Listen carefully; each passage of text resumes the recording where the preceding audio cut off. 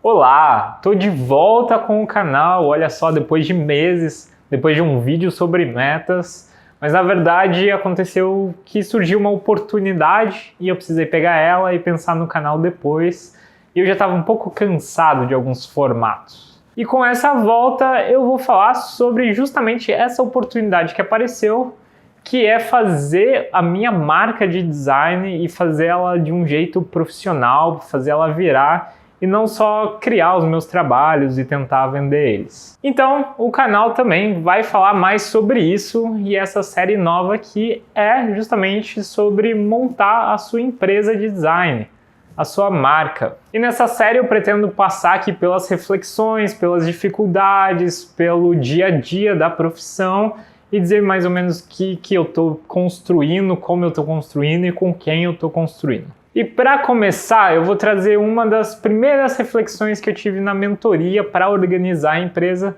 que eu fiz com a NM. Estou deixando aqui na descrição o link do Instagram deles para vocês, caso alguém aí esteja montando alguma empresa, principalmente focada em e-commerce. Então, basicamente, essa reflexão é uma coisa que tinha na minha cabeça, um conflito sobre o designer autoral, o designer e o artista. E isso era uma confusão que eu tinha porque eu não queria ser percebido como um artista, eu queria ser percebido como um designer.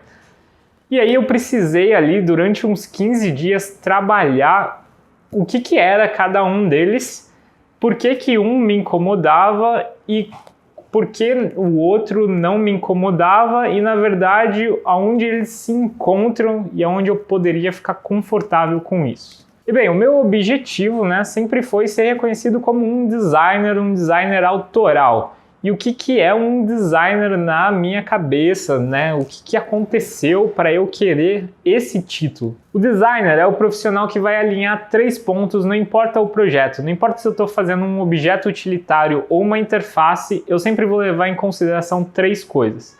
As características sociais e culturais do público, da pessoa para quem eu estou desenhando. A viabilidade produtiva desse objeto, então se for um objeto mesmo tridimensional, a viabilidade de executar ele numa fábrica ou num trabalho mais artesanal, e se for um objeto digital, que a programação funcione junto com ele.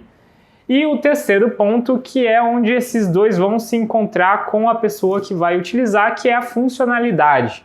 Não importa se é a interface, o cartaz ou uma cadeira, esse objeto ele precisa ser funcional para a pessoa que vai usar ele. E existe, na verdade, desde o começo do design, o designer autoral, que ele imprime uma marca muito pessoal nos projetos que ele faz. Então ele traz as referências, os gostos, um pouco da experiência dele e deixa isso mais claro. E ele faz esse jogo com a produção para conseguir chegar numa linguagem que tenha a ver com ele. Um exemplo para mim que me despertou até para o design são os irmãos Campana. Eles trabalham uma produção em escala reduzida porque eles têm muita parte artesanal no processo e eles têm uma linguagem muito forte que representa bastante da cultura brasileira e das experiências deles. Então eu fui estudar design com esse anseio ali na minha cabeça de ser um designer autoral, de tentar imprimir a minha personalidade nos projetos. Mas, primeiramente, eu era muito jovem, então a minha personalidade ela não era muito bem definida, apesar de ter algumas coisas quase caricatas ali que me representavam. E também a minha universidade era uma universidade modernista e ela estava focada em me ensinar funcionalidade e principalmente a produção, a escala industrial e como fazer esses dois conversarem, justamente como eu falei, com o público-alvo do projeto. Então a universidade ela me preparou para desenhar para qualquer pessoa e não necessariamente para desenhar para mim mesmo, para imprimir a minha personalidade no projeto. E ela é muito técnica e é um episódio que eu quero trazer aqui mais para frente sobre isso, mas de modo geral ela é feita para você ficar muito bom designer, um designer mais generalista, universal e não necessariamente um autor, uma coisa mais artística. E foi mais ou menos nessa construção ali da universidade que eu comecei a repensar sobre o ser designer autoral, porque o designer autoral geralmente é reconhecido como artista e eu queria ser reconhecido como designer.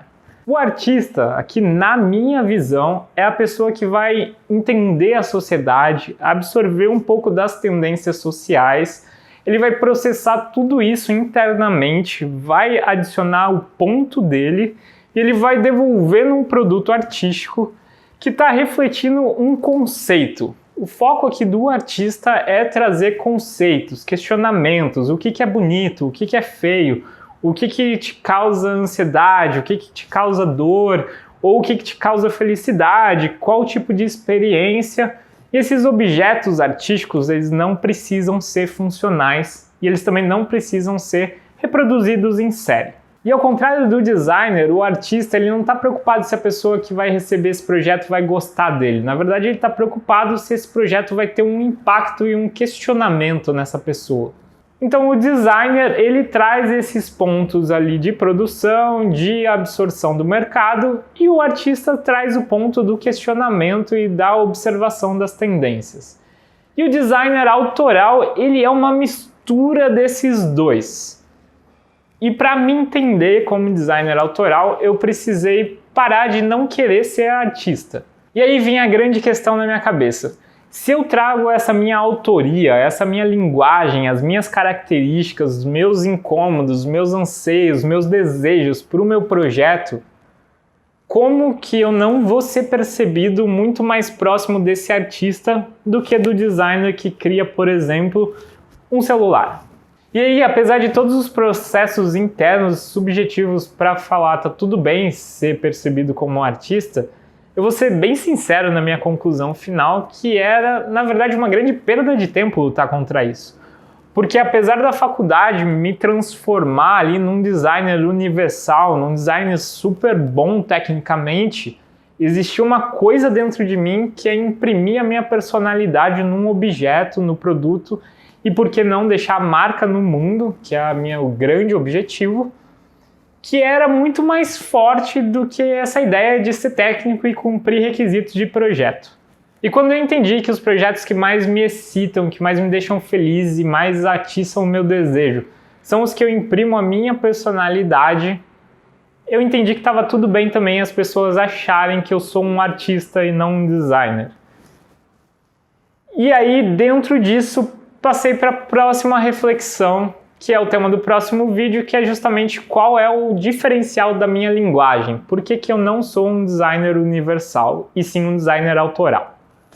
E se você quiser acompanhar essa construção diariamente e não nesses episódios blocados, me segue lá no Instagram, tem o @ na tela e um link na descrição do vídeo, e a gente se vê aqui no próximo episódio.